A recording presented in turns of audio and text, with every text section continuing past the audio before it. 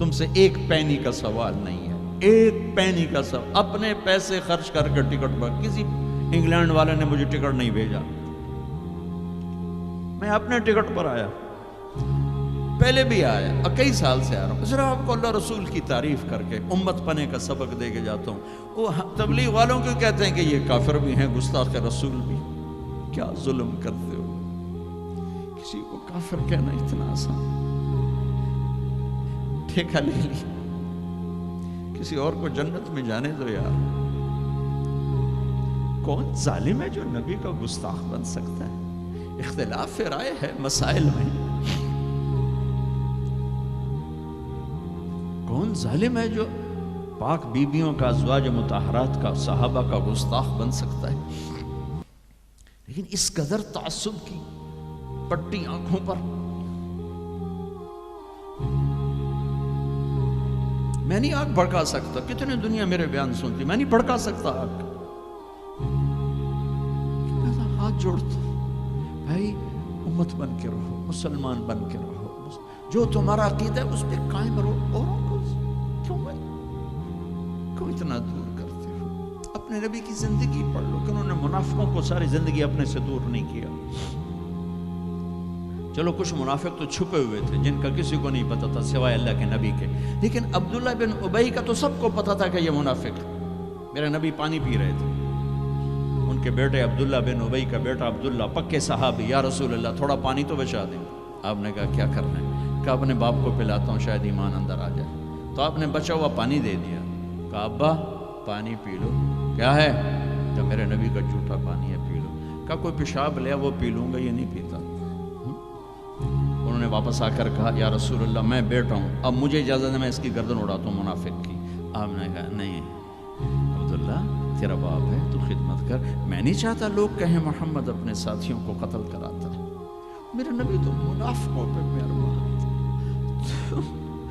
امت پر کفر کے فتوے، واجب القتل کے فتوے.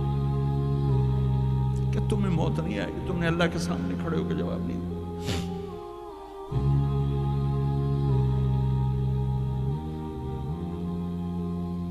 اور جس دن وہ مرا ہے ان کے بیٹے آ گئے، یا رسول اللہ میرے ابا کو کفن کے لیے کرتا دے دیں گے؟ ہم نے کہا ہاں دے دوں گا. یہ کون ہے جس نے اماں عائشہ پہ تہمت لگائی تھی؟ یہ وہ آدمی ہے.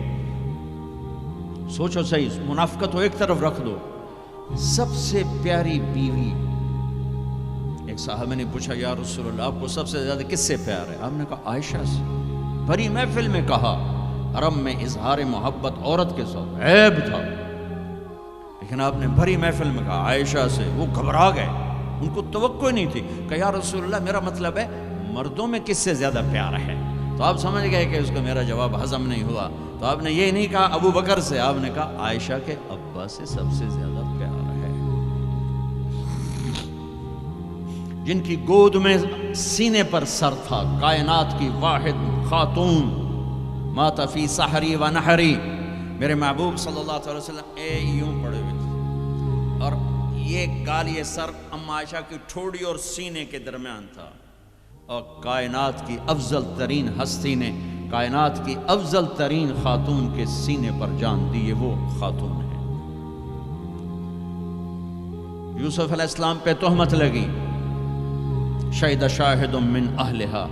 زلیخا کے عزیزوں میں ایک نے گواہی دی کہ یوسف سچے ہیں، زلیخا جھوٹی ہے. عیسیٰ علیہ السلام کی ماں پہ تہمت لگی تو عیسیٰ علیہ السلام نے اپنی ماں کی پاکیزگی کی گواہی دی کہ میری ماں پاکیزہ ہے. امت کی ماں عائشہ پہ تہمت لگی تو میرا اللہ خود گواہ بن کے آیا. میرے اللہ نے گواہی دی. اور سورہ نور میں 14 آیات اتاری، ان پہ تہمت لگائی. اتنا بڑا دکھ دیا کہ جس کی انتہا کوئی نہیں. اور آپ کہہ رہے ہیں دے دیتا. تم سوچو تو کوئی تمہاری بیٹی پہ تہمت لگا دے، تمہاری بیوی کے تہمت لگا دے پاکیزہ عورت پر، تم اسے قتل کرنے کے پیچھے پھرو گے یا کم از کم زندگی بھر کا بائیکاٹ کرو گے. یہ وہ خاتون ہیں جن کی پاکی کو بیان کرنے کے لیے اللہ گواہ بنا، قرآن گواہ بنا، جن کا حجرہ میرے نبی کا روضہ بنا، جہاں 70,000 فرشتہ صبح آتا ہے شام تک درود و سلام پڑھتا ہے، شام کو آتا ہے صبح تک درود و سلام پڑھتا ہے۔ کیا دکھ نہیں دیکھا اس وقت، اور میرے نبی کہہ رہے ہیں یہ لو میرا کرتا اپنے باپ کو کفن دے دو۔ پھر کہا یا رسول اللہ جنازہ پڑھا دیں گے؟ کہاں پڑھا دوں گا، شاید بخشش ہو جائے۔ یہ عبداللہ بن ابی کا جنازہ ہے، اور آپ صحابہ کو کھڑے ہوئے ہیں صف بنا کے، تو عمر رضی اللہ عنہ سامنے آ کے کھڑے ہو جاتے ہیں، یا رسول اللہ آپ کو پتہ ہے یہ کون ہے؟ ہاں پتہ ہے، جانتا ہوں، تو آپ اس کا جنازہ کیوں پڑھا رہے ہیں؟ کہا اب عمر مجھے اللہ نے روکا نہیں، یہ کہا ہے پڑھ یا نہ پڑھ میں معاف نہیں کروں گا، میں پڑھتا ہوں شاید معاف ہو جائے۔ پھر کہا میرے اللہ نے کہا ہے 70 دفعہ بھی تو ان کے لیے دعا کرے گا تو معاف نہیں کروں گا۔ میرے نبی نے کہا اگر میرا اللہ یہ کہتا کہ تو اس کے لیے اگر 70 دفعہ دعا کرے گا تو میں معاف کر دوں گا، تو میں اس کے لیے 70 دفعہ دعا کر دیتا۔ تم نے کیا کرتا؟ پھر آپ نے جنازہ پڑھایا، آپ پیچھے پیچھے قبر میں دفن تک گئے، تو اس کو قبر میں اتار چکے تھے، آپ جب پہنچے آپ نے کہا باہر نکالو، باہر نکالا گیا، سب کے سامنے منہ سے اپنا تھوک نکال کے اس کے منہ میں ڈالا، شاید بخشش ہو جائے۔ 100 منافقوں نے کلمہ پڑھا یہ منظر دیکھ کر۔ میرے بھائیوں میں بڑے دکھ سے بول رہا ہوں، صبح میرا سفر بھی ہے، جلدی آنا ہے، میں لمبی بات نہیں کر سکتا ہوں، لیکن میں اپنا کلیجہ نکال کے آپ کے سامنے رکھ دیا ہے کہ ہم ذلت و پستی کی انتہا کو پہنچ چکے ہیں۔ زندہ باد مردہ باد، یہ کافر وہ کافر، مار دو قتل کر دو۔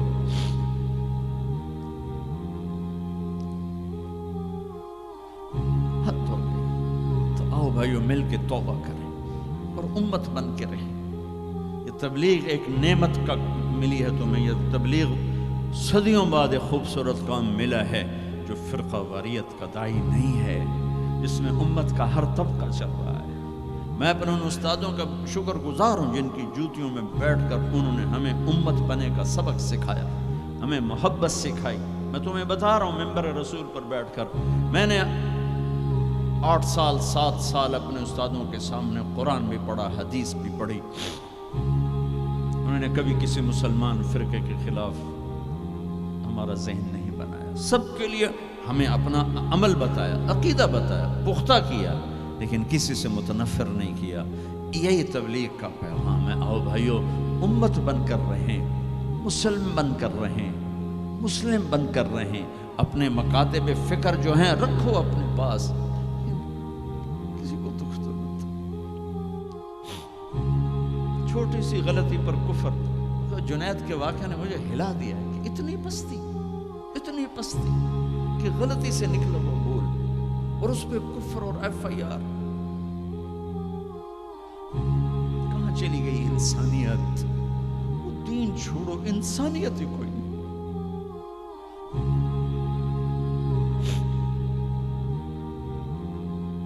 کیا کیا تھا میرے نبی نے؟